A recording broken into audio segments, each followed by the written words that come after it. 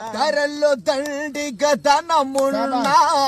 కాటికి వెంట రాగలున్నా ధరల్లో దండిగా ధనమున్నా కాటికి వెంట రాగలున్నా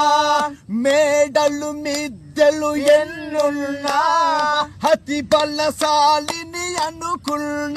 గమనించువాడు పైవాడు పరులకు చెయ్యకు కీడు గమనించువాడు పైవాడు అందుకే పరులకు చెయ్యకు కీడు నీదని నాదని వాదనలా